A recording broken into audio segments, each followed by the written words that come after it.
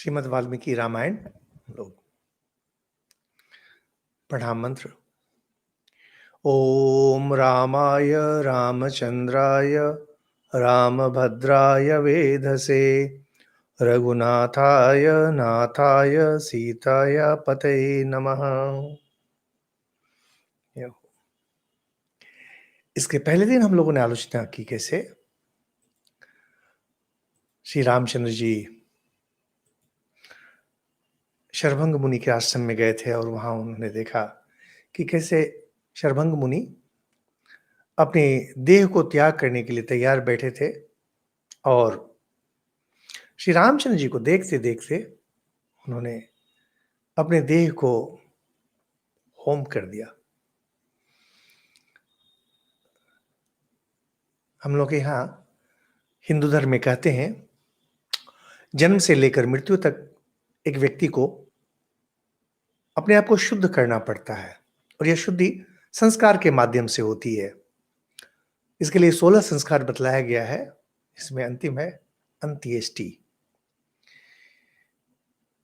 देह को अग्नि में होम कर देना। वहां से निकलते हैं श्री रामचंद्र जी और अब चले धीरे धीरे सुतीक्ष्ण मुनि के आश्रम की ओर।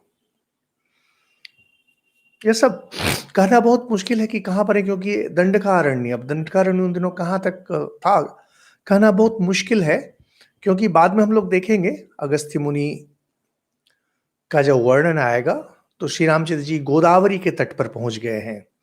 तो गोदावरी का तट हुआ माने वो आंध्र कर्नाटक। अब आज के समय में क्या होता है, लोग कहते हैं कि श्री रामचंद्र जी यहाँ थे, पंचवटी यहाँ थी, तो खैर उसमें हम लोग क्या करेंगे, जो नाम विशेष दिया हुआ है उसके अनुसार ही हम लोग बात करेंगे कि क्या था। तो कहते हैं कि तीनों चले जा रहे हैं, श्री रामचंद्र जी, सीता, लक्ष्मण। आगे वर्णन करेंगे कि कैसे श्री रामचंद्र जी आगे आगे जा रहे हैं, उसके पीछे सीता, उसके पीछे लक्ष्मण। तो कहते हैं प्रविष्टस्तु वनम घोरम बहु पुष्प फलद्रुमम। घनघोर जंगल है, बियावान जंगल कहते हैं। वहां पर हटा देखते हैं एक जगह एक आश्रम है और जहां बहुत फल फूल लगे हुए हैं। ऋषि मुनि, हम लोग जिस तरह से चावल दाल सब्जी खाते हैं उस तरह से नहीं खाते थे, थोड़ा फल मूल खा लेते थे। कदाचित कभी गाय आदि रहती थी तो बस दूध। तत्र तापसम आसीनम मल पंकज धारिणम। कहते हैं वहां पर आसन में बैठे हुए हैं सुतीक्ष्ण मुनि, मल के मैल को साफ करने के लिए। हम लोग जब मन का मैल बोलते हैं, हम लोग अपने स्तर पर जब बोलते हैं, हम लोग समझते हैं मन की गंदगी।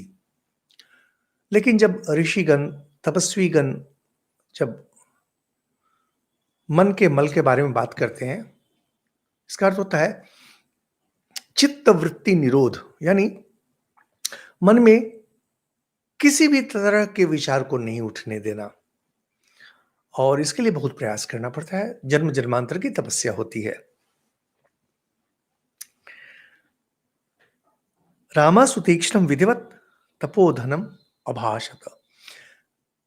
पूज्य व्यक्ति के साथ जिस तरह से बात करनी चाहिए, श्री रामचंद्र जी गए, तपोधनी है, इनके पास और कोई धन नहीं है, केवल तपस्या का धन है। उनके पास जाके श्री रामचंद्र जी विधिवत बैठे और कहते हैं रामो हम अस्मि भगवन भवंतम दृष्टुमागतः। यह देखिए हमारी पुरानी संस्कृति है, अपना परिचय देना पड़ता है। किसी के पास गए जाकर के विनम्र भाव से रामो हम अस्मि भगवन, हे भगवन। जिनको सम्मान किया जाता है उन्हें भगवन कहा जाता है। हमारे कुछ परिचित हैं, हम लोग को कहते हैं थोड़ा मजाक में, थोड़ी श्रद्धा के साथ, प्रभु प्रभु प्रभु जी। हाँ, भगवन भी कहते हैं। जिनको हम लोग सम्मान करते हैं भगवन, मैं राम हूं और द्रष्टुम आगतः भवंतम, भगवान, आपके दर्शन के लिए मैं यहां आया हूं। और तन तन्मा भाव्य धर्मज्ञ महर्षि सत्य विक्रम, आप सत्य पराक्रमी हैं, तपस्या में प्रतिष्ठित हैं। मैं आपसे बातें सुनने को इच्छुक हूं। सुतीक्ष्ण मुनि जानते हैं श्री रामचंद्र जी के बारे में, सुन चुके हैं। ऋषि मुनि ये भी कुछ कुछ संवाद पा ही जाते थे, समाचार पा ही जाते थे। ऋषि मुनिगण आते जाते रहते थे ना। सनिरीक्ष्य ततो धीरो रामम धर्मभृताम वरम, कहते हैं सुतीक्ष्ण मुनि धीर महर्षि हैं, उम्र हो गई है इनकी। उठकर दोनों भुजाओं में श्री रामचंद्र जी का आलिंगन करते हैं। हमारी बहुत पुरानी प्रथा है, जिनको हम लोग बहुत प्यार करते हैं, उन्हें बाहों में भर लेना, आलिंगन करना। स्वागतम ते रघुश्रेष्ठ राम सत्यभृताम वर, स्वागत है आपका। और यह जो सत्यवादियों में श्रेष्ठ, यहां पर या जो सत्यवादियों में श्रेष्ठ कहते हैं सत्यव्रताम वर। हम लोग देखेंगे जब हम लोग श्री रामचंद्र जी के बारे में बात करना शुरू किए थे अयोध्या कांड में, वहां पर कहते हैं रामो द्विर्णाभिभाषते, राम दो तरह की बातें नहीं करता है। बहुत महत्वपूर्ण है। हम लोगों ने पहले आलोचना की थी इस चीज को लेकर कि कैसे जीवन में धर्म और अधर्म की लड़ाई नहीं होती। हम लोग बचपन से सुनते आ रहे हैं धर्म अधर्म की लड़ाई, राम रावण की लड़ाई जो है धर्म अधर्म की लड़ाई है, और कृष्ण कंस की लड़ाई धर्म अधर्म की लड़ाई है। है शायद है, लेकिन जीवन धर्म और अधर्म की लड़ाई के बीच से नहीं जाती है, जीवन नहीं जाता है। और हम लोग की वास्तविक समस्या धर्म और धर्म की लड़ाई को लेकर है। यह भी ठीक है, यह भी ठीक है, कौन सा करें, यह करें वह करें, यह भी ठीक लगता है वह भी ठीक लगता है, कौन सा किया जाए। आगे आगे चलकर हम लोग देखेंगे कैसे श्री रामचंद्र जी जब बाली वध में उतरते हैं, वहां पर भी धर्म और धर्म की लड़ाई हो रही है। एक तरफ उन्होंने सुग्रीव को अपना दोस्त बनाकर उसे वचन दिया है बाली का वध करेंगे, और दूसरी तरफ उन्हें छुप के मारना पड़ेगा क्योंकि सामने से वो लड़ेगा ही नहीं। धर्म धर्म की लड़ाई है। और श्री रामचंद्र जी जब किसी को वचन दे देते हैं या मन से भी संकल्प कर लेते हैं, उसे वे पूरा करेंगे ही करेंगे।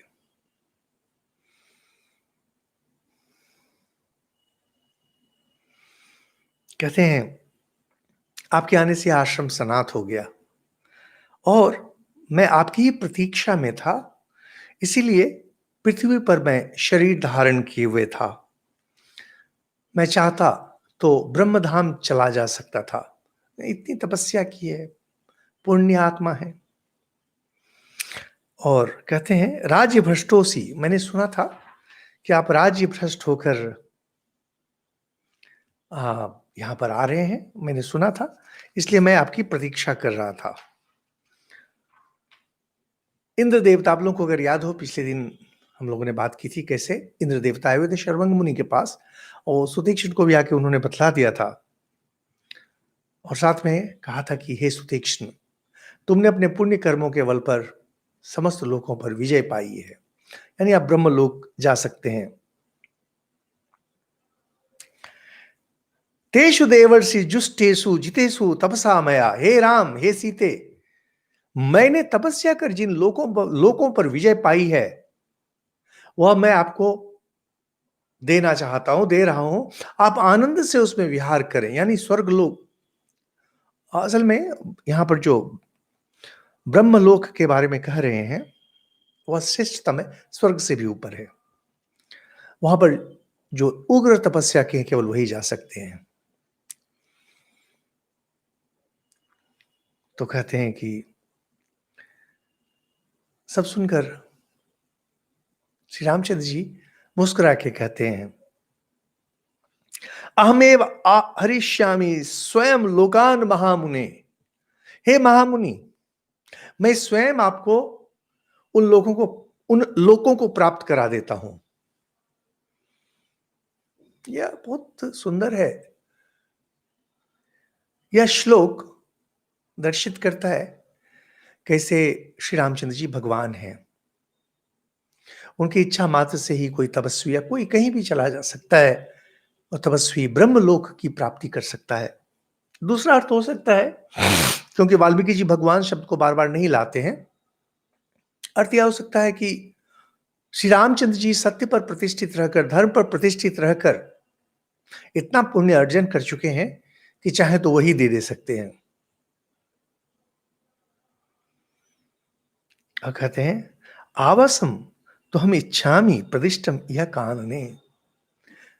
अभी तो मेरी इच्छा यह है कि केवल यह जो आश्रम है, इसके आसपास कहीं अगर मुझे एक स्थान बतला दे जहां मैं रह सकूं तो बहुत सुंदर है।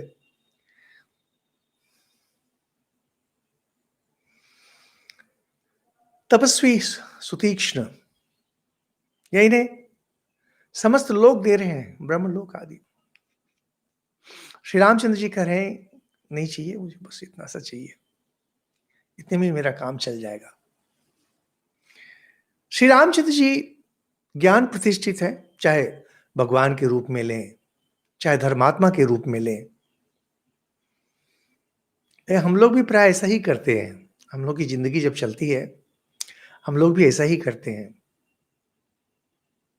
पुण्य लोगों को छोड़कर हम लोग चाहते हैं कि संसार में थोड़ा सुख मिले, जिनसे हमारा नाता है, जिनसे हमारा रिश्ता है, चाहते हैं कि उनके साथ हम सुख रहें, सुखी रहें।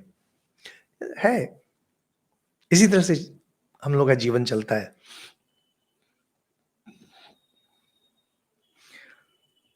तो सुदीक्षित कहते हैं कि बस इसी आश्रम में रहिए, बहुत अच्छी जगह है, फल मूल है यहां पर, और ऋषिगण आते जाते रहते हैं।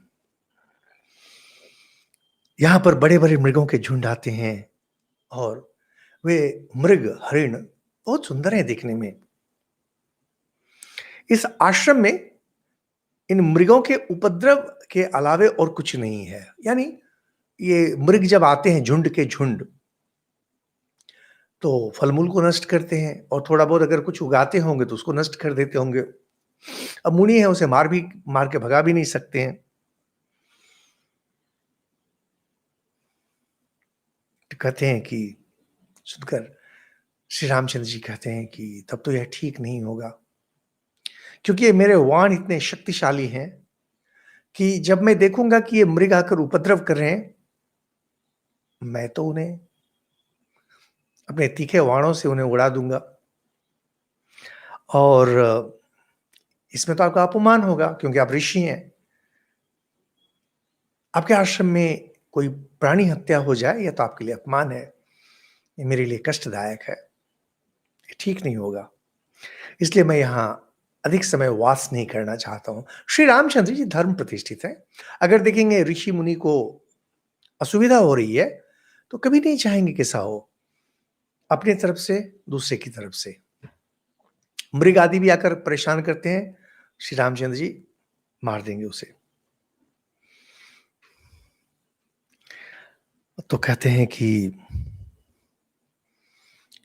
अगले दिन सुबह श्री रामचंद्र जी उन्हें धन्यवाद ज्ञापन कर कहते हैं मैं बहुत सुखपूर्वक था, और कहने के बाद कहते हैं कि श्री रामचंद्र जी कहते हैं कि अभी सुबह है, हम लोग निकल चलते हैं। अविष्य तापो यावत सूर्यो नाति विराजते अमार्गेण गतम लक्ष्मी प्राप्ये अन्वय वर्जितः। दोपहर के समय सूर्य की गर्मी असह्य हो जाएगी, ऐसा हो इसके पहले ही हम लोग यहां से निकल जाना चाहते हैं। वाल्मीकि जी यहां पर बहुत सुंदर कहते हैं, अमार्गेण गताम लक्ष्मी। कोई नीच कुल में उत्पन्न व्यक्ति नीच कुल में है और अन्यायपूर्वक बहुत संपत्ति पा जाता है, रिश्वत लेकर, चोरी डकैती कर या किसी भी प्रकार। तो कहते हैं उसमें क्या होता है, असह्य उग्रता आ जाती है, असह्य उग्रता आ जाती है। बहुत बहुत यानी आश्चर्य लगता है कि वाल्मीकि जी को इतना ज्ञान कहां से प्राप्त हुआ था।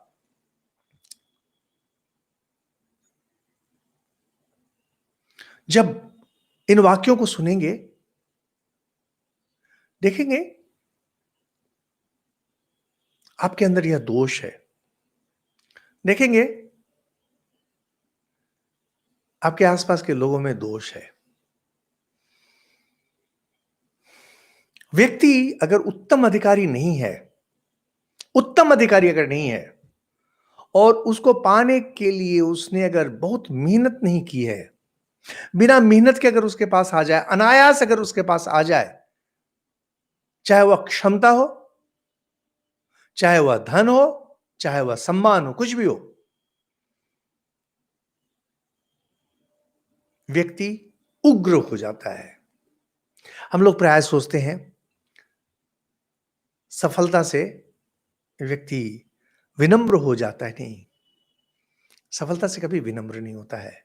आदमी विनम्र होता है मेहनत से। आप देखेंगे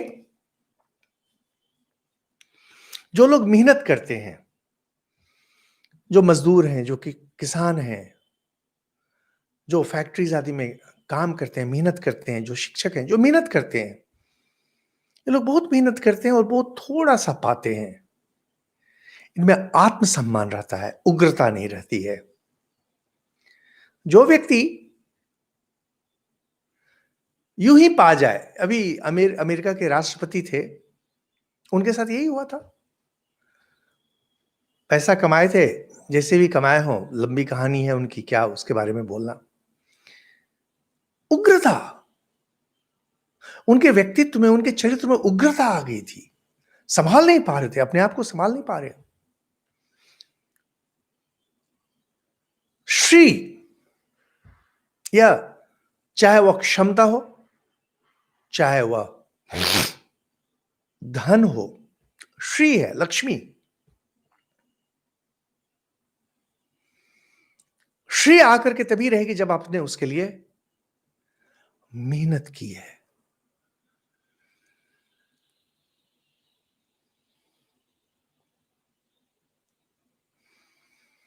जब 20 जोड़ी जूते या चप्पल आपने घिसे हैं, मेहनत करते करते जब आपके तलवे छिल गए हैं, उसके बाद जो थोड़ा सा आपको मिलेगा ना, वो आपका पुण्य है। अन्यायपूर्वक जो भी आपने अर्जन किया है वह पाप है।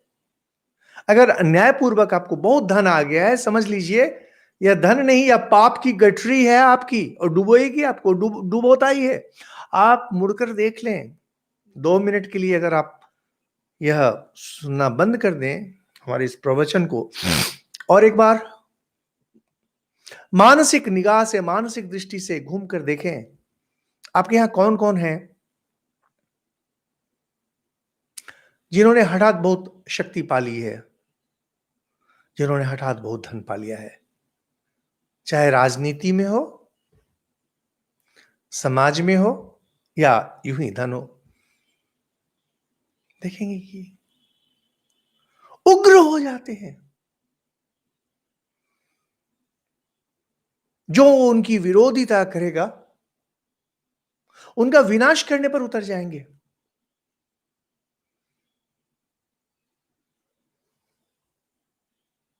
हमारे एक मित्र हैं, उनसे बात हो रही थी, तो उन्होंने कहा कि देखिए, रामकृष्ण मिशन के सन्यासी गण लोगों की इतनी सेवा करते हैं, इसलिए उनके चरित्र में एक विशेष तरह की विनम्रता आती है, क्योंकि सेवा करते हैं, मेहनत करते हैं। जबकि हरिद्वार, ऋषिकेश, उधर के सन्यासीगण तो हजारों की संख्या में उधर, उन्हें मेहनत नहीं करनी पड़ती है। संन्यास ले लिया बस मुक्त हो गए, तो उनमें अहंकार बहुत रहता है, भेदभाव बहुत अधिक रहता है। अब देखिए, अच्छे बुरे सब जगह होते हैं। हम लोग जब इस तरह की बातें करते हैं, इसका अर्थ है प्रतिशत, औसतन। अभी देखेंगे भारत में 91-92 में जब हमारे राजनेता लोगों ने हमारे जो इकोनॉमी है, अर्थव्यवस्था को खोल दिया, तो उसके बाद बहुत पैसा आना शुरू हुआ। फिर कंप्यूटर आया, तो छोटे-छोटे बच्चे हैं, 2 साल 4 साल में करोड़पति बन गए। उनको संभालना मुश्किल हो जा रहा है, उनके चरित्र को संभालना मुश्किल हो जा रहा है, और बड़े-छोटे को उन्हें कोई ज्ञान ही नहीं है। हम लोग थोड़ा बहुत जो बाहर जाते हैं, आश्चर्यचकित हो जाते हैं इनके व्यवहार को देखकर। जो गृहबधू बनने के लायक हैं, बहुत मुश्किल से उन्हें क्षमता दे दी जाती है। जो मुश्किल से अपने घर चलाने के भी लायक नहीं है, थोड़ी पढ़ी लिखी हैं, 1-2 डिग्री है कहीं पर, थोड़ा बोल ले पाते हैं, दायित्व दे दिया बस, उसके बाद संभाल नहीं पाते हैं अपने को। जहां-तहां आपको देखेंगे, किसी के प्रति कोई सम्मान नहीं, कोई सौहार्द नहीं, और एक भाईचारे का जो संपर्क रहेगा वह भी नहीं रहता है। तब मुझे आदि कवि की यह बात मुझे याद आती है, नीच कुल, क्योंकि वंश परंपरा से प्राप्त कुलीनता को उसने नहीं पाया है,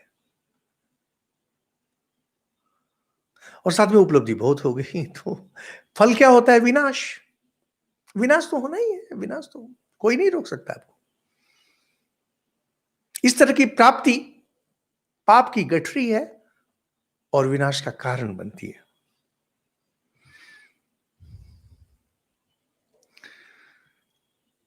तो यह क्या करके कहते हैं कि सूर्य जो है इतना ही ताप देगा,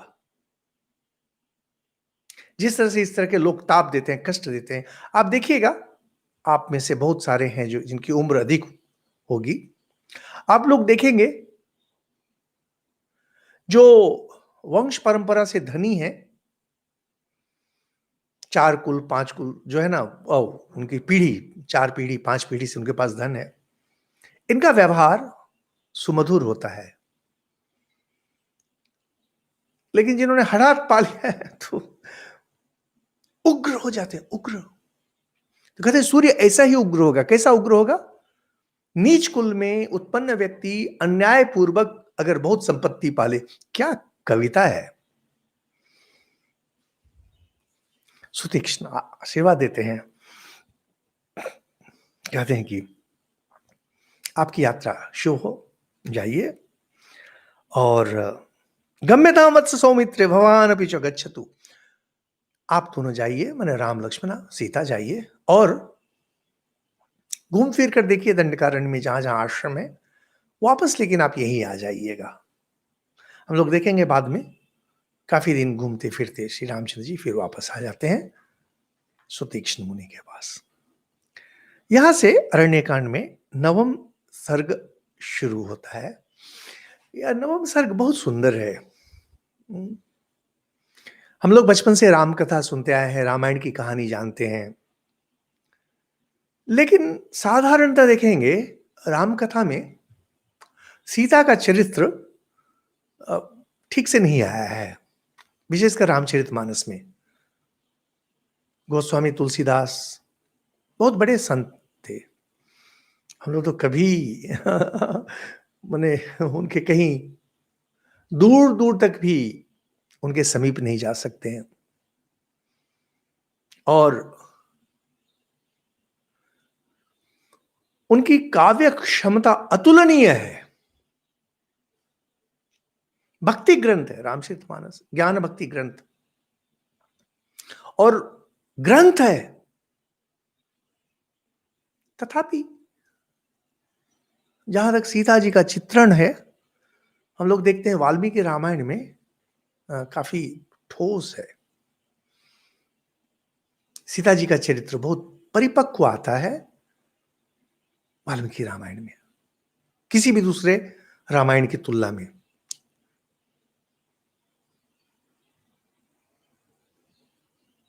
जैसा कि हम लोगों ने पहले देखा था, श्री रामचंद्र जी जब मना कर रहे हैं तो सीता जी कहती हैं कि मेरे पिताजी को नहीं पता है कि पुरुष वेश में एक नपुंसक को मेरे पिताजी ने दे दिया है।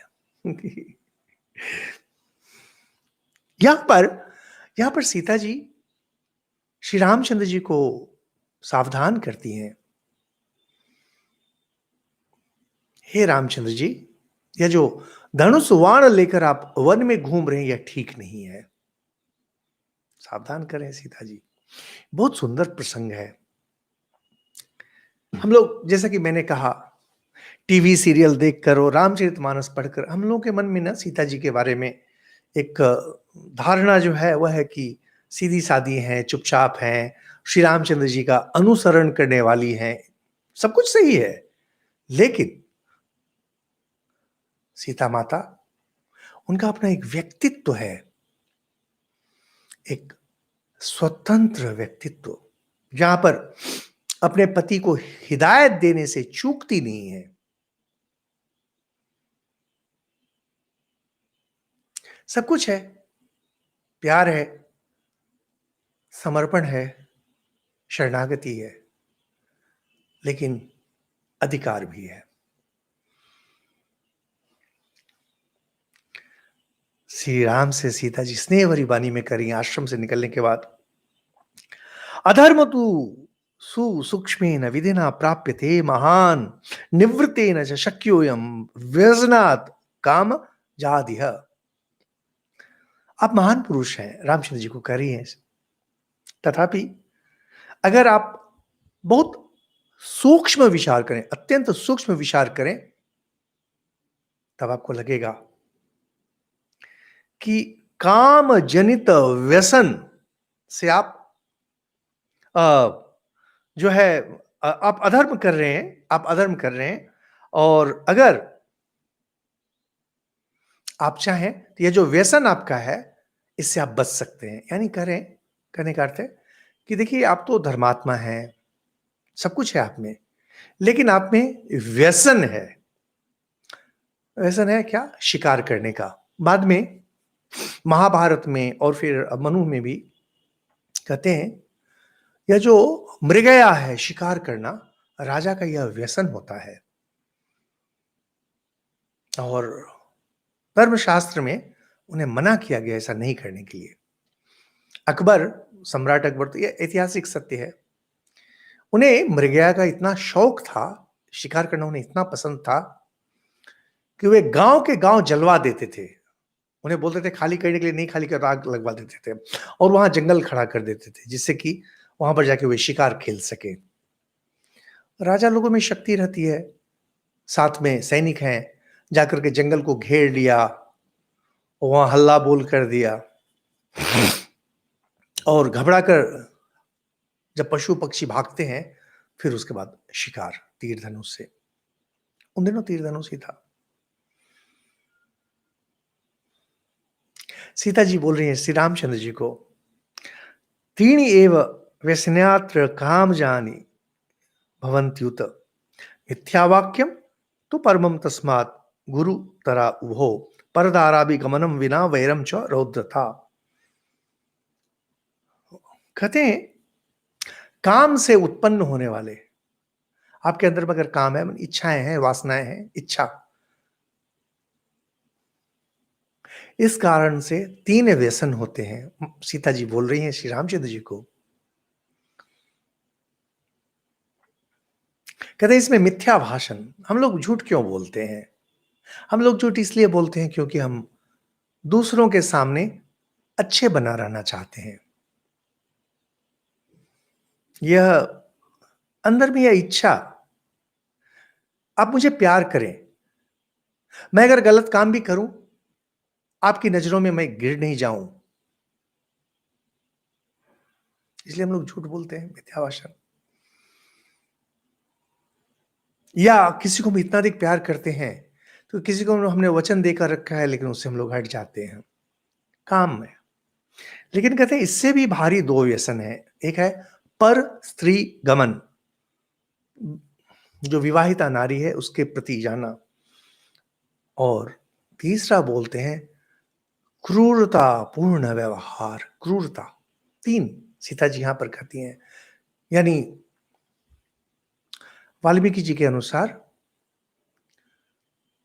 3 आचरण है जिसकी निंदा की जा रही है यहां पर, और कहते हैं ये तीनों जो है यह इच्छा से, काम से जन्म लेती हैं। क्या? मिथ्या भाषण, पर स्त्री गमन, और तीसरा क्रूर व्यवहार। और मिथ्यावाकम नते भूतम न भविष्यति राघव, हे राघव, हे रामचंद्र जी, मुझे पता है आपने कभी मिथ्या भाषण नहीं किया है और न कभी आप करेंगे। झूठ तो आप कभी नहीं बोलेंगे, मुझे पता है, सीता जी बोल रही है। और कुतो भी लशनम स्त्रीणाम परेशान धर्मनाशनम, पर स्त्री विषय का लालसा, दूसरे की स्त्री के प्रति जो इच्छा है, यह तो प्रश्न ही नहीं उठता है, क्योंकि धर्म का पूर्ण रूप से नाश होता है यहां पर। यह कुत्सित इच्छा है। ऐसी इच्छा ना आपको हुई ना कभी होगी।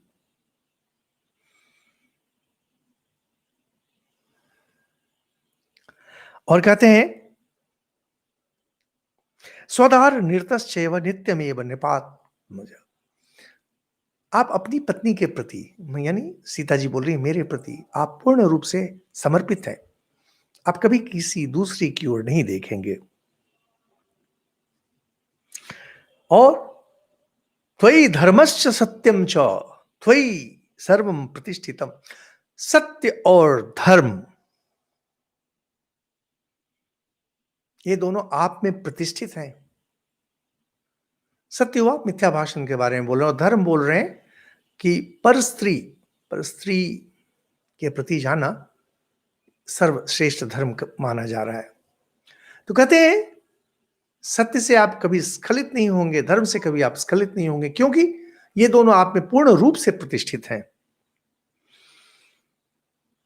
तच्च सर्वम महाबाहो शक्यम वोढ़ुम जितेंद्रिय, जो लोग जितेंद्रिय हैं, जिन्होंने अपने इंद्रियों को जय कर लिया है, वे सदा सत्य और धर्म को पूर्ण रूप से धारण करते हैं। अगर बोला जाए यहां पर देखेंगे आप लोग, जो लोग श्री रामकृष्ण वचनामृत पढ़े हैं, जिन्होंने अध्ययन किया है श्री रामकृष्ण वचनामृत का, या बंगला में कथामृत कहते हैं, वहां पर श्री रामकृष्ण देव एक दोहा कहते हैं।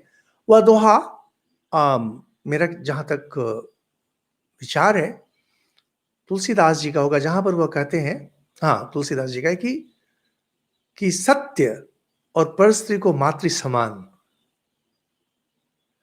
इससे अगर हरि नहीं मिले तो तुलसी झूठ जबान। तुलसीदास जी की बातें झूठी हैं। हो सकता है कि तुलसीदास जी यहीं से लिए हों इस भाव को। धर्म और सत्य, हम लोग महाभारत आदि जब पढ़ते हैं, महाभारत तो विशालतम ग्रंथ है धर्म का। धर्म सत्य, मन में भी जो आपने ठान लिया उसे आपको करना है। सत्य से कभी भी विचलित ना हो, धर्म से कभी स्खलित ना हो। और धर्म की परिभाषा कर असल में क्या होता है, आप कहेंगे कैसे? चोरी करना, ये करना, जो भी आप करें, चाहे धन इकट्ठा करें, चाहे क्षमता इकट्ठा करें, वो घूम घाम कर सबको जाकर के पर स्त्री पर गिर जाता है। अगर आप प्रसिद्धि पा जाते हैं, प्रतिष्ठा पा जाते हैं, देखें कहीं ना कहीं आप, ये बहुत प्रसिद्ध लोग जो हैं उनको देखिएगा कि वो अंदर में बहुत गड़बड़ी रहती है, और गड़बड़ी बस सत्य धर्म। तृतीयम यदिदम रौद्रम पर प्राण अभिहिंसनम, लेकिन यह जो तीसरा है अहिंसा, यह पता नहीं आपके कहां से आ गया है। सीता जी देखिए, यह जो है बहुत महत्वपूर्ण है। कभी अगर आपके किसी प्रिय को अगर आप कुछ कहना चाहें, पहले हमेशा उनकी प्रशंसा कीजिए। प्रशंसा करने के बाद उनका मन थोड़ा जब शांत हो जाता है, तब उनकी दुर्बलता के बारे में कहिए। मेरा बहुत प्रिय प्रसंग है। बहुत जगह मैं बोलता रहता हूँ कि महाभारत कहानी में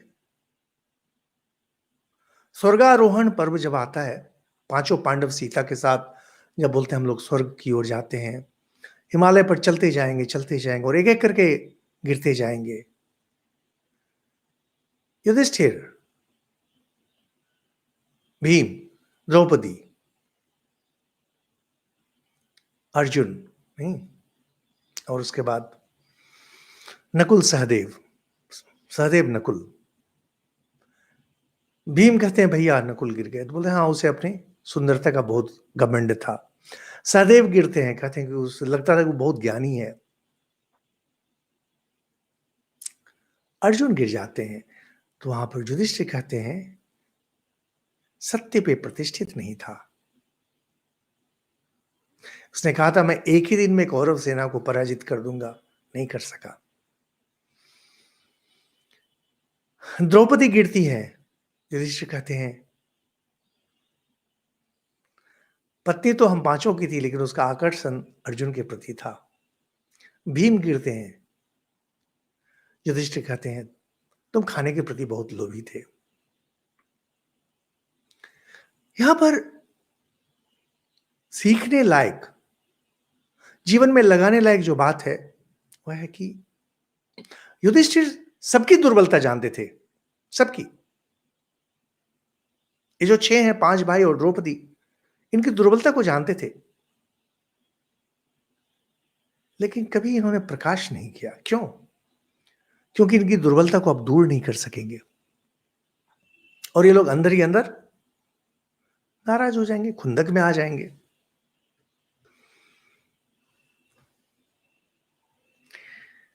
कहते हैं कि यह जो हिंसा रूप दोष है आपके अंदर,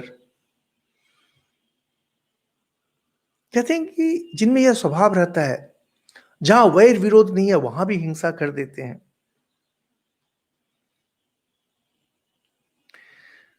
आपने ऋषियों से प्रतिज्ञा की है, ऋषियों को आपने कहा कि राक्षसों का वध करेंगे, और यह जो धनुष बाण लेकर आप घुस गए हैं दंडकारण्य में, यह तो मुझे ठीक नहीं लग रहा है। सीता जी कह रही हैं ततस्त्वाम प्रतिस्थम दृष्ट्वा मम चिंताकुलम मनः, मेरा मन चिंताकुल हो गया है हे रामचंद्र जी। आप प्रतिज्ञाबद्ध हैं, लेकिन मैं परेशान हो रही हूं, क्योंकि मैं चाहती हूं कि आपका कल्याण हो। धर्म पत्नी है, हमेशा चाहती हैं पति देव का कल्याण हो। मुझे थोड़ा भी अच्छा नहीं लग रहा है आप यह दंडकारण्य जा रहे हैं इस तरह से धनुष बाण लेकर। कदाचित कभी हो सकता है ऐसा भी हो जाए, कोई राक्षस आपके सामने आ जाए, उसने कोई दोष नहीं किया हो, लेकिन आप उसे मार देंगे। कहते हैं आग के समीप रखे हुए ईंधन को, जैसे तेल है कढ़ाई में, आग के नीचे रख देंगे तो तेल गर्म हो जाता है, और वह गर्म जो होता है उसके अंदर में वह तेज है इसलिए गर्म होता है।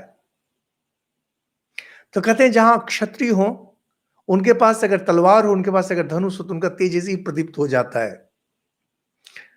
आगे थोड़ी और व्याख्या करेंगे। उसके बाद सीता जी एक कहानी सुनाती हैं, बहुत सुंदर कहानी है, शायद ही आप लोगों ने यह कहानी सुनी हो।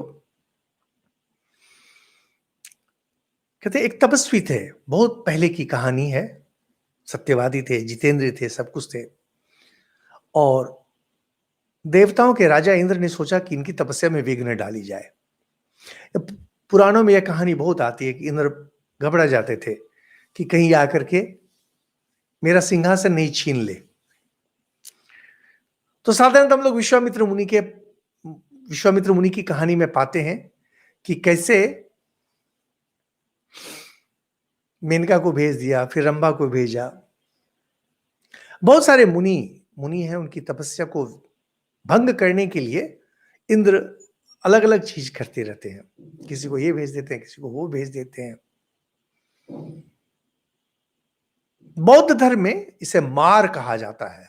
मार, मार का अर्थ है जहां पर अंतिम ज्ञान प्राप्त होने के पहले किसी तरह का प्रलोभन आपको मार्गच्युत करने का। ईसा मसीह के जीवन में भी हम लोग देखते हैं कैसे शैतान, उन लोग का शैतान जो है वो आता है और उन्हें प्रलुब्ध करने का प्रयास करता है। भगवान बुद्ध के जीवन में भी मार आता है और समझाता है कि यह जो ज्ञान है समाज में से वितरित आप मत कीजिए। श्री रामकृष्ण देव भी वर्णन करते हैं जब तपस्या कर रहे थे तो कैसे प्रलोभन अलग अलग रूप से उनके सामने आता था।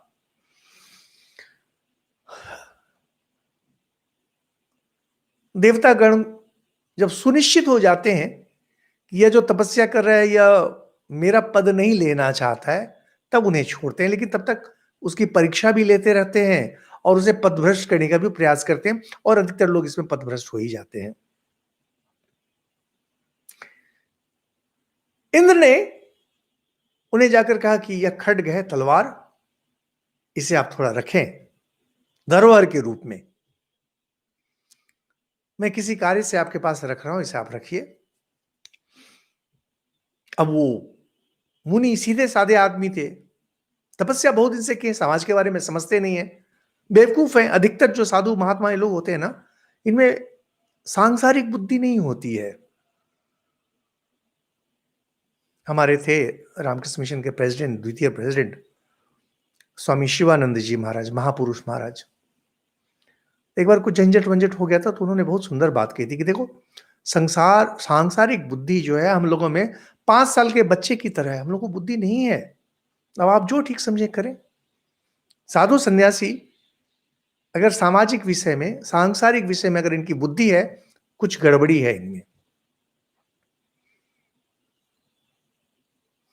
अगर इनके अंदर चालाकी है, अगर ये समझते हैं कि समाज में कैसे चला जाता है, कुछ गड़बड़ी है इनमें। क्योंकि तपस्या के कारण मन निर्मल हो जाता है, मन पवित्र हो जाता है। इनकी निगाह दूसरी ओर चली जाती है। समाज में जो कचरा है, संसार में जो कचरा है, उसके बारे में इन्हें ज्ञान नहीं रहता है। अब इन्हें दे दिया कि धरोहर के रूप में इसकी आप रक्षा कीजिए। अब ये मुनि सीधे साधे आदमी, वो हमेशा तलवार को साथ में लेके चलते थे कि कोई तलवार चोरी नहीं कर ले, इंद्र देवता ने दिया है, कोई चोरी कर लिया। और वन जंगल में जाते थे, वहां भी तलवार बांध करके जाते हैं। अब कहते हैं ये मुनि फल मूल लाने जाते थे वन में, वहां भी तलवार को साथ लेके जाते हैं, कमर में बांध के रखे हैं। नित्यम शस्त्रम परिवहन क्रमेण स तपोधन। ये तपोधनी, ये मुनि तपस्या के धनी थे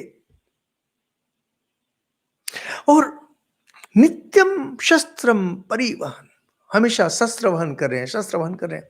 वन में जा रहे हैं, वहां भी लगा हुआ है, नहाने जा रहे हैं, वहां भी तलवार लेके जा रहे हैं। उनको डर लगा हुआ है कोई ले नहीं ले, और धीरे धीरे धीरे वो तलवार उन पर हावी हो गया। तलवार के बिना वो रह ही नहीं सकते। और धीरे धीरे धीरे उनकी बुद्धि क्रूर बन गई।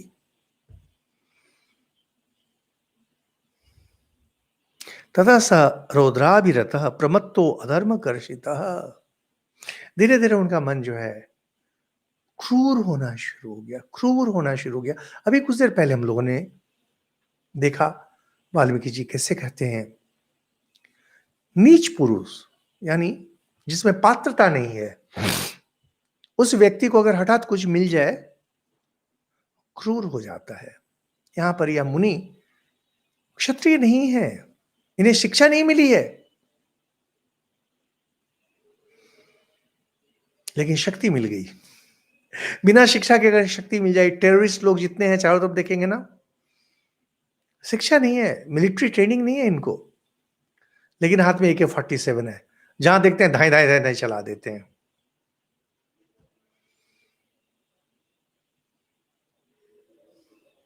क्रूर कर्म करना शुरू कर दिए। आपको एक कहानी बतलाएं, मेरी बहुत प्रिय कहानी है। कहते हैं अधर्म ने उन्हें इतना आकृष्ट कर लिया कि अंत में उन्हें नरक जाना पड़ा, क्योंकि क्रूर हो गए धीरे, धीरे, धीरे। इसे कहते हैं तन्मात्रा। यह कलम है, इस कलम की एक तन्मात्रा है। मैं हूं, मेरा भी एक तन्मात्रा है। हम और आप जब मिलते हैं और बीच बीच में अगर यह कलम हो, स्वाभाविक आपका मन इस कलम की ओर चला जाएगा। अभी यह जो कलम है हम लोग इतनी बार यहाँ पर लिए हुए हैं यूट्यूब में कि कभी कभार लोग मिलने आते हैं तो बोलते हैं, अच्छा वो कलम देखें जिसको आपने इतनी बार दिखाया है। तो मेरे परिचित हैं अविनाश, अविनाश यहीं गंगा पार रहते हैं। तो बीच बीच में मुझे एक नई कलम खरीद के दे जाते हैं, क्योंकि उसी का दिया हुआ है, और कोई आते हैं लेकर चले जाते हैं।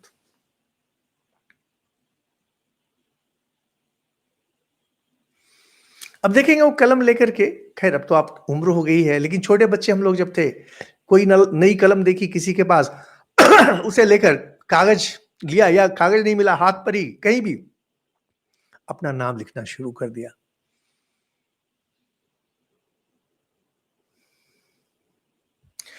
कलम का व्यवहार आप कर रहे हैं या आपका व्यवहार कलम कर रहा है?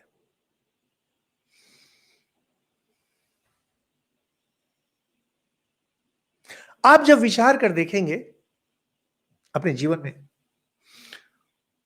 इतनी मेहनत से आप धन कमाते हैं,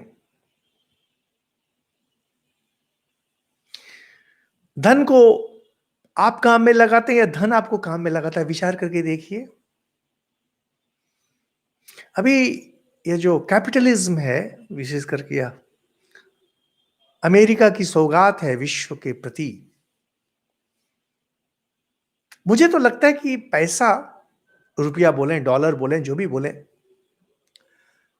यह राक्षस की तरह, एक अदृश्य राक्षस की तरह हमारे कंधों पर बैठकर हमें दौड़ाया जा रहा है। बोलता है दौड़ दौड़ दौड़ दौड़ दौड़, और हम लोग दौड़ रहे हैं, पता भी नहीं है।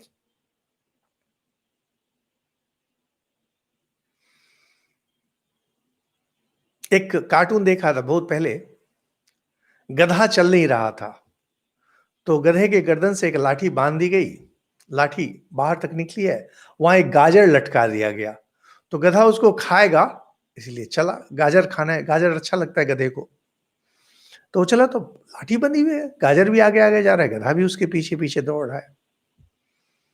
अब गधे के कारण गाजर जा रहा है या गाजर के कारण गधा जा रहा है, कहना बहुत मुश्किल है। हम लोग सब उसी तरह से, हमारे सामने एक गाजर लटकाया हुआ है, इसे पाने के लिए हम दौड़े चले जा रहे हैं, और जितना करीब जाते हैं गाजर उतना ही दूर चला जाता है।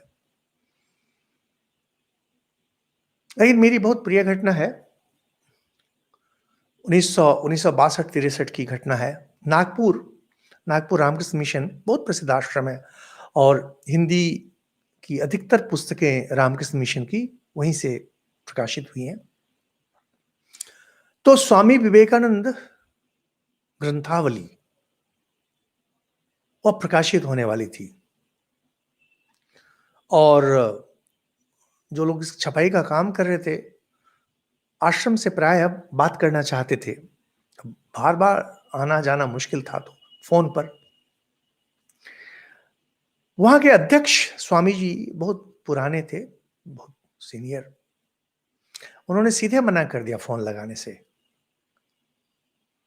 जो काम कर रहे थे जूनियर लोग थे, उन्होंने बहुत हाथ जोड़ा कि देखिए बहुत असुविधा है।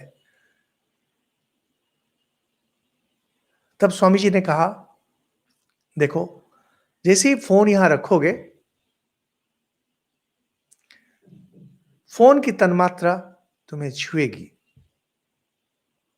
और तुम्हें लगेगा कि मैं एक ऑफिसर बन गया हूं। पहले के सोचिए 60s, 1962 63 उस समय की बात है, ऑफिस है, फोन है ना उस समय। लेकिन जब कहा गया कि स्वामी जी बहुत असुविधा हो रही है बिना फोन के, तो उन्होंने कहा ठीक है फोन लगाओ, लेकिन उसे टेबल के नीचे रखना जिससे कि दृष्टि नहीं पड़े उस पर। और वही हुआ। जब तक वे अध्यक्ष जीवित थे नागपुर आश्रम का फोन टेबल के नीचे रखा रहता था, किसी को दिखाई नहीं पड़ता था। घंटी अगर कभी बजी, कदाचित उन दिनों तो फोन इतना नहीं था, तो उसको टेबल के नीचे से निकाल कर बात करके फिर उसे टेबल के नीचे रख देना पड़ता था। आध्यात्मिक जीवन में व्यक्ति जब ईश्वर की ओर चलता है, बहुत सारे विघ्न आते हैं। पथ भ्रष्ट होने के सैकड़ों कारण रहते हैं। स्खलित होने के सहस्रों कारण रहते हैं। आगे बढ़ने का केवल एक आकर्षण रहता है, आत्मज्ञान, ईश्वर दर्शन।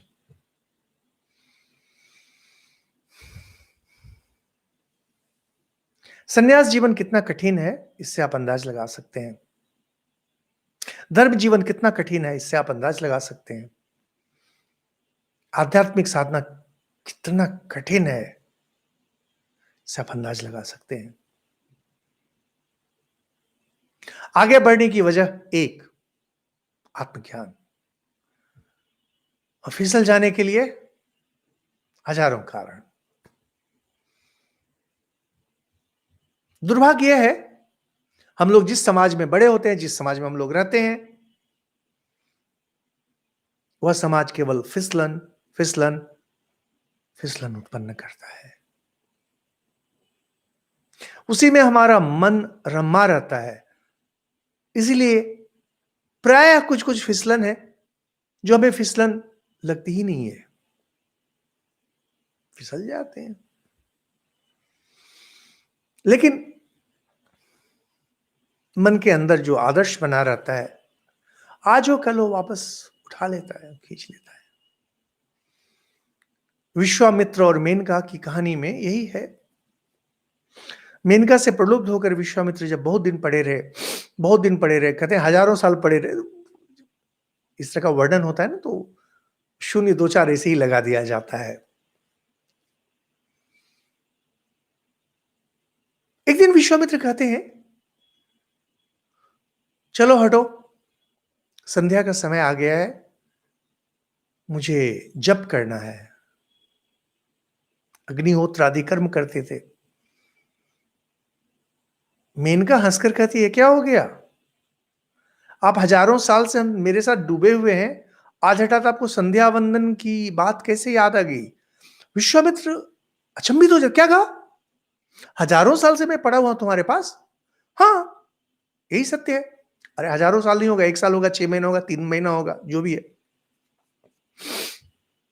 मूल है, विश्वामित्र अपना धर्म कर्म सब भूल कर उस नारी के मन में, उस नारी के सौंदर्य में इस तरह से प्रविष्ट हो गए कि उन्हें समय का भी ध्यान नहीं रहा। वे चौंक उठे, कोसना शुरू किया उन्होंने, और उसी समय उसे त्याग कर चल पड़े साधना के मार्ग पर।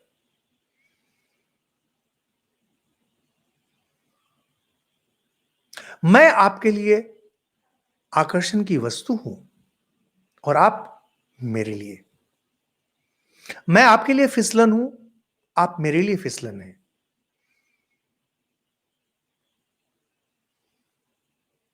और इस पर जब बहुत संभल करके चला जाता है, जब हम संभले हुए रहते हैं कि ये जो तन्मात्राएं मेरे आसपास हैं, हर वस्तु, हर व्यक्ति एक तन्मात्रा है, इससे मुझे संभल कर जाना है, संभल कर जाना है, संभल कर जाना है, तभी आप आगे बढ़ सकते हैं, वरना आप आगे नहीं बढ़ सकते हैं।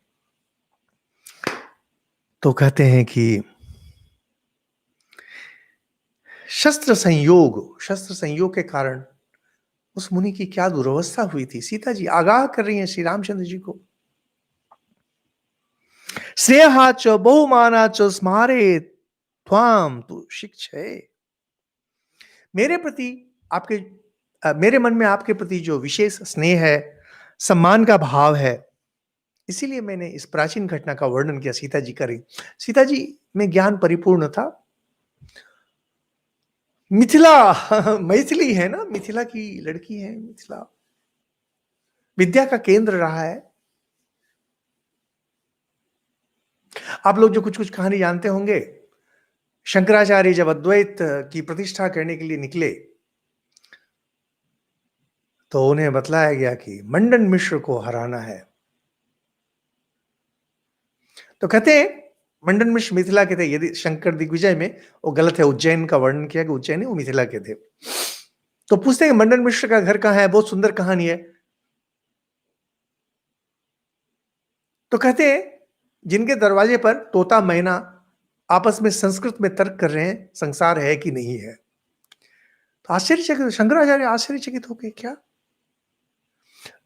पांडित्य इतना है मंडन मिश्र का कि उनके यहां जो तोता और मैना है वे भी संस्कृत में शास्त्रार्थ कर रहे हैं। और जब शास्त्रार्थ शुरू हुआ तो हुआ कि इसका विचार कौन करेगा कि कौन सही है। तो कहते हैं मंडन मिश्र की स्त्री उभय भारती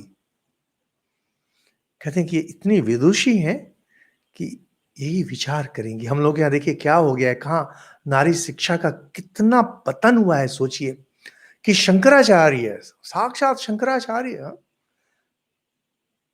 शास्त्रार्थ कर रहे हैं, उसका विचार करने के लिए आती है एक नारी। कौन? मंडन मिश्र की पत्नी। और वो भी इतनी है साधना में आगे बढ़ी हुई। कहते हैं मुझे तो इतना समय नहीं, गृह का काज है, मैं आप दोनों को एक माला पहना देती हूं, दिव्य माला है, जिसकी माला पहले सूख जाए समझ जाना हुआ हार गया। छोटी सी कहानी है, साधारण सी कहानी है। हो सकता है कि कहानी पूरी बनाई गई हो, लेकिन किसी भी कहानी में कहानी के तथ्य को कभी मत देखिए, कहानी के तत्व को हमेशा देखा कीजिए। क्या उच्च संस्कृति है। सीता जी इसी को दर्शाती हैं। कह रही है प्राचीन घटना है, सीता जी को पता है कि कहते हैं यह जो आप धनुष लेकर चल रहे हैं और दंडकारण्य में बिना किसी दोष के राक्षसों का वध करेंगे, मुझे जरा भी पसंद नहीं है। क्वच शस्त्रम क्वच वनम क्वच क्षात्रम तपः क्वच। वाल्मीकि जी की कविता, क्या लोग कालिदास कालिदास कहते हैं, तो वाल्मीकि क्वच शस्त्रम क्वच वनम क्वच क्षात्रम तपः क्वच। लगता है हम लोग अपनी बोली बोल रहे हैं। और उस समय उन दिनों यह संस्कृत, सभी लोग संस्कृत ही बोलते थे। अभी तो लोग अंग्रेजी भी ठीक से नहीं बोल रहे, फाई फूई करते हैं, थोड़ा बहुत दो शब्द यहाँ लगा दिया, दो शब्द वहां लगा दिया। लेकिन पहले के दिनों में आर्य लोग संस्कृत ही बोला करते थे। कहते कहाँ शस्त्र धारण, कहाँ वनवास। हम लोग वनवास में हैं, क्या शस्त्र धारण करना है। कहाँ क्षत्रिय का हिंसा में कठोर कर्म, और कहाँ सब प्राणियों पर दया करना वनवास के कारण। यह जो तपस्या है अहिंसा, और यह जो आपका कर्म है हिंसा, यह तो परस्पर विरोधी हैं। कहते हैं देश धर्म, हम लोग को देश धर्म का पालन करना चाहिए। आप लोगों ने, जिन्होंने मेरी पुस्तक द हिंदू वे पढ़ी है, बहुत महत्वपूर्ण छोटी सी किताब है हिंदू धर्म के बारे में, जहां पर बोला गया जहां भी आप जाते हैं तीर्थ में, वहां का जो देश धर्म है उसको आपको पालन करना पड़ेगा। जब आप बद्रिकाश्रम जाते हैं, वहां के अनुसार आप करेंगे। हम लोग, मैं बहुत बार देखा हूं, किसी मंदिर में गया, वहां बोलता है पहले सर से टोपी उतारिए, और किसी मंदिर में जाते बोलते हैं सर को ढकिए। जहां जैसा होता है वैसे ही करते हैं। हम कभी किसी से जो है ना तर्क वर्क पर नहीं उतर आते। कदर्य कलुषा बुद्धिर जायते शस्त्र सेवनात्। शस्त्र अगर पकड़े रहे हाथ में, बुद्धि कलुषित हो जाती है। केवल शस्त्र नहीं, धन भी अगर है, बुद्धि कलुषित हो जाती है। अक्षया तो भवेत प्रीति श्वश्रु श्वश्वर योर मम। राज त्याग कर आप वन में आ गए हैं। अगर मुनि वृत्ति के अनुसार ही आप रहे, हे श्री रामचंद्र जी, हे राघव, इसी से हमारे सास और ससुर यानी आपकी माता जी और आपके पिताजी प्रसन्न होंगे। धर्मात् अर्थ प्रभवति धर्मात् प्रभवते सुखम धर्मेण लभते सर्वम धर्म सारम इदम जगत। यह 30 नंबर श्लोक बहुत महत्वपूर्ण श्लोक है। धर्म ही सब कुछ है। धर्म से ही अर्थ प्राप्त होता है, धर्म से ही सुख का उदय होता है, धर्म से मनुष्य सब कुछ पाता है। संसार में धर्म ही सब कुछ है। अहिंसा परम धर्म है, हे रामचंद्र जी। नित्यम शुचिम इति सौम्य चर धर्मम तपोवन। हम लोग तपोवन में हैं, हे रामचंद्र जी।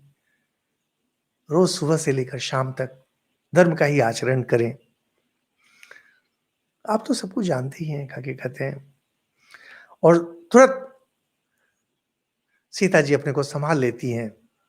यह आप लोगों को बहुत पसंद नहीं आएगा यह श्लोक, आप में से बहुतों को। श्री चपलात एतत् उपाहृतम मे धर्मम च वक्तुम तव कः समर्थः।